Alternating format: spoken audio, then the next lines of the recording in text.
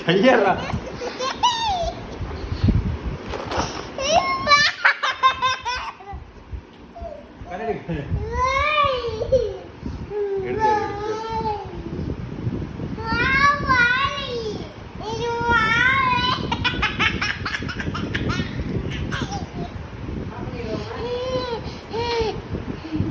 மேல பாரு இங்க திரும்பு கீழ வந்துடா ஃபேன் எங்க இருக்கு ஃபேன் எங்க